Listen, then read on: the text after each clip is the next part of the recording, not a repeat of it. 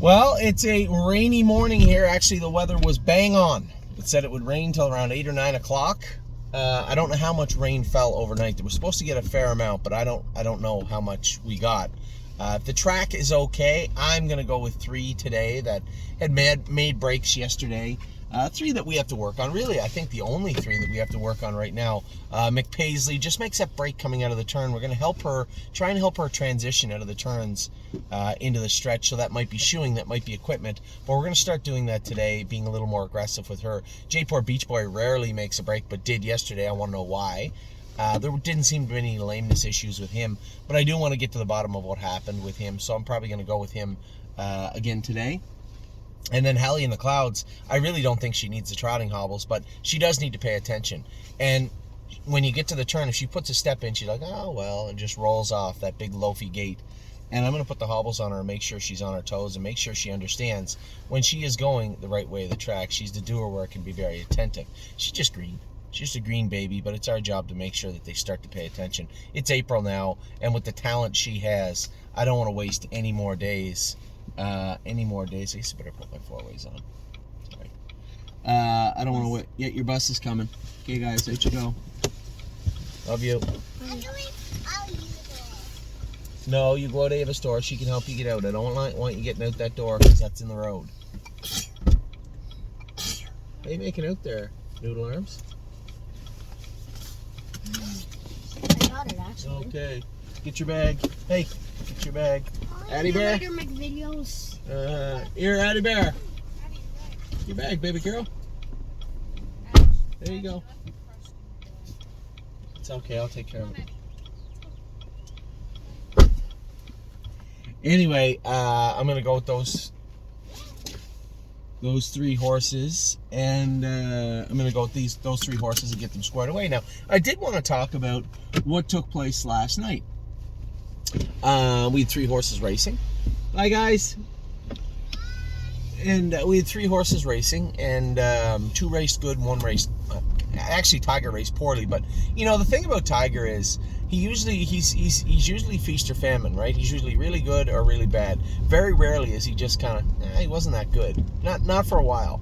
And last night he was poor, and I think I had taken the kids down to Mohawk last night. Wanted to watch Kemp race, wanted to watch Tiger race, and after Tiger raced, as I was leaving the track with the kids, I messaged Amy, who was taking care of him, and said, hey, just get him scoped. I think he shut his air off. Now, as a driver, you never want to admit to shutting horse. It happens. It wasn't really James's fault. They went a slow half, and as they came to a halt, you saw Tiger run up on top of the horse in front of him. James grabbed him quick, and I think he just shut his air just a little bit, and you can see that as he gaps out right away. He's kind of catching his air, and he gapped in the last turn. You're not going to trot away from White Tiger in the 3rd quarter. I mean, the horse can keep up. And that wasn't White Tiger, and I think it was just him. He got his air shut off. Now, that was not the first problem. We scoped him after and found a lot of mucus in there, down in the bottom, too, and some blood. Now, the blood would have been from the mucus, I think. In this case, that's an easy sell for me, is that the blood on the bottom, just a little bit, too, was from the mucus. But the mucus itself, James said, no, he was quiet. He wouldn't keep up to the gate. He didn't leave. Well, that was him being a little sick, a little bit. So you had 2 different problems that unfolded over the entire race. The first problem was the horse was a little bit sick. Now, he never come off his feet. He didn't cough. He didn't have any signs of being sick, but he was a little bit. You know, a great question. I had a client a couple of months ago ask me, you know, would it be worth scoping the horses the day of the race? That's a great question. In this case, no, because you wouldn't have seen that mucus, right?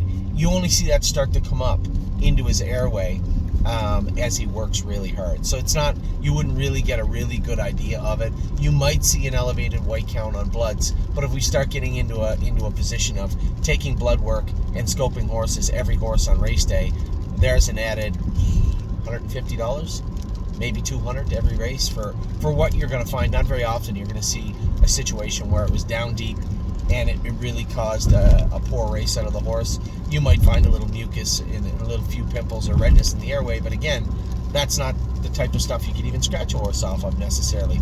So again, a great question. I think that it has merit, but overall, I don't think it would be helpful. In some cases, it would. But in last night's case, it would not. So White Tiger, I believe, was a little bit under the weather going into the race, and he always takes pretty good care of himself anyway. And then couple that with what happened getting into the last turn, I can almost guarantee you the redness and the inflamed way that the pallet looked, it happened just before they had scoped him. So, and I don't blame James for it. It's just the way that the race unfolded. Tiger's hard on himself anyway. Like I said, he takes care of himself in one aspect, but he's still grabby and hot. And when they came to a stop, the slow halves really are not his friend anyway. When you get away 7th at the half in 58 seconds in the open, that's going to happen. And that's, again, if he didn't want to leave, James knows the horse. It looked to me like he had every intention of going out of there with him, and then called an audible 2 steps out of the gate when he realized that Tiger wasn't really as sharp as he thought he maybe should be, and then took him to the back. So the whole race was a wash, top to bottom. I guess the only saving grace is he drops down now. He was just over the non-winners of 14,000 heading into last night. He had 14.9 made. So he'll drop down out of that 14,000 class now, I believe, or drop down into that 14,000 class now, I believe. So that's good.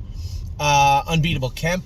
You know, I thought Kemp looked great. Very fluid, like the hobbles. He get picked off, yes, but he's never been good on the front. Not a day in his life, ever.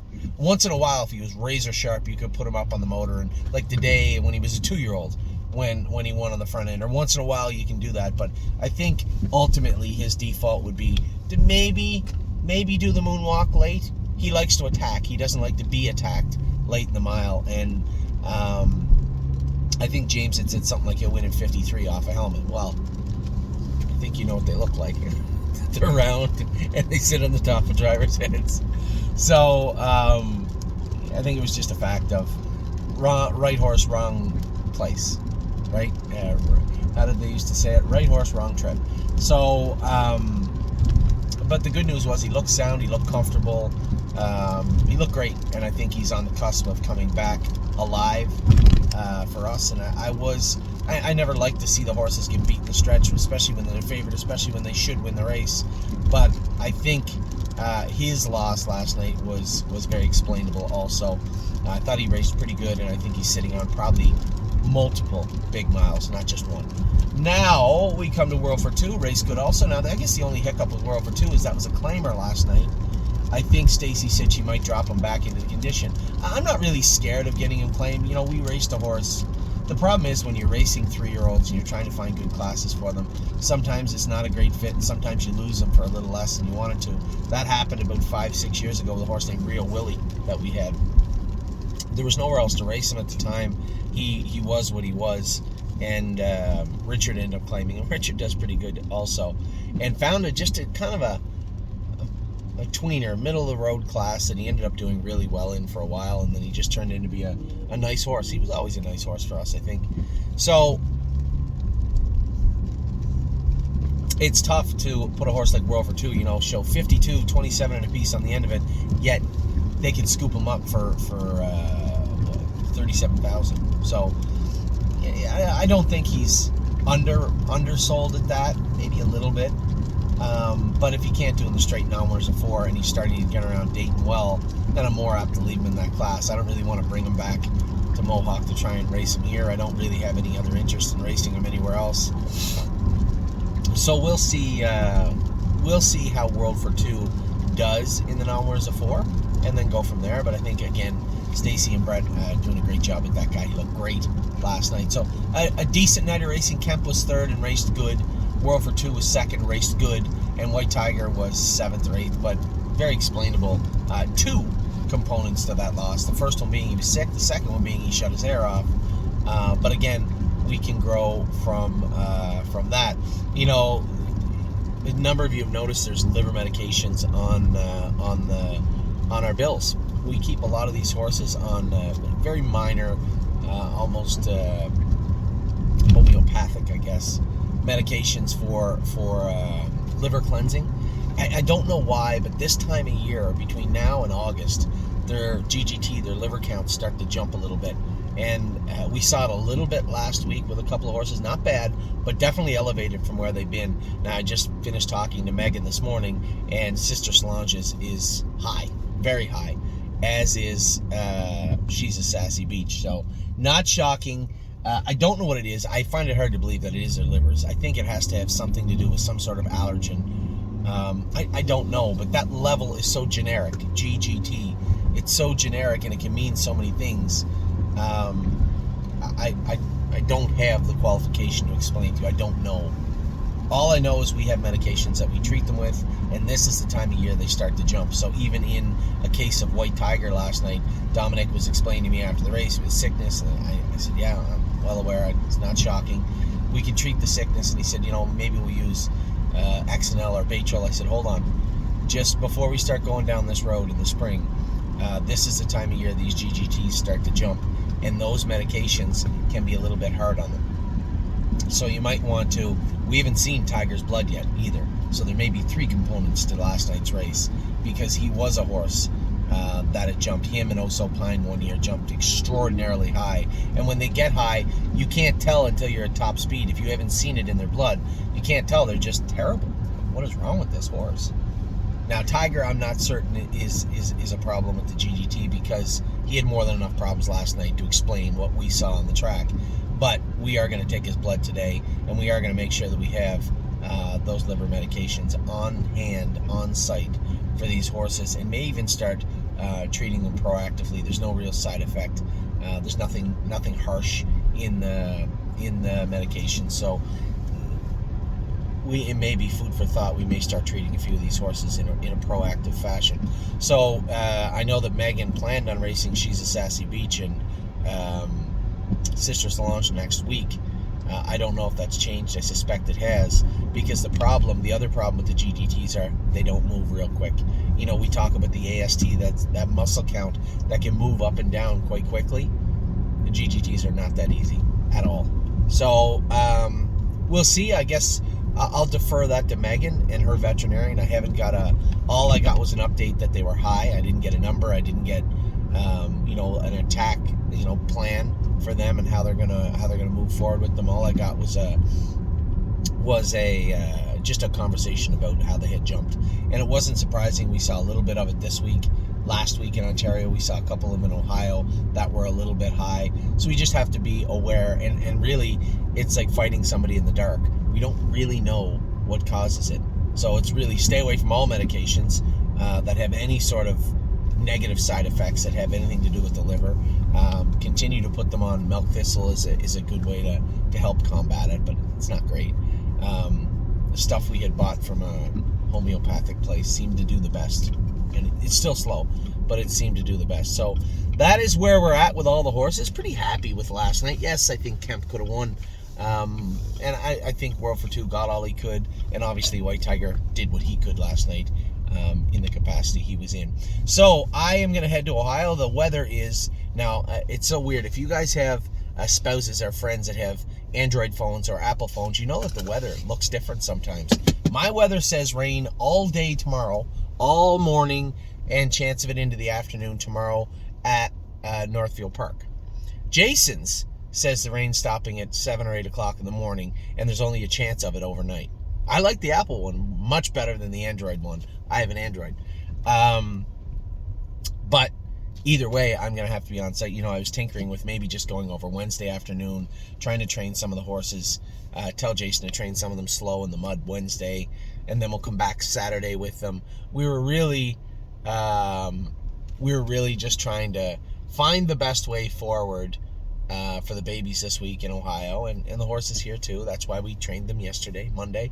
It was the right thing to do because it is muddy right now. I'm just pulling into the track. I don't know if I'm going to be able to go with these horses in the mud. Let's see here. Backtrack looks pretty sloppy. Let's take a run over and take a look at the main track. So yes, I think I have to go over, so I'm going to go over this afternoon. Hopefully we can get the babies trained tomorrow. We have a number of horses to train in the race bike. I'm really actually excited about training tactical mounds in the race bike this week, and Smoking Hot Irish Girl, horses like that. Just want to see how they have. It's not too bad, I guess, on the main track. And the sun looks like it's threatening to come out. Maybe I'll just sit in the car for 40 minutes or go in and talk to people, and then I'll go with the horses. But it looks like I'll be able to get on the track, the main track anyway.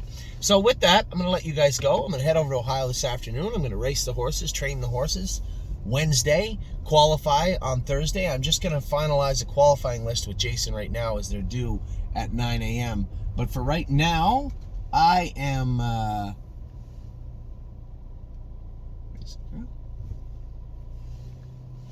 James.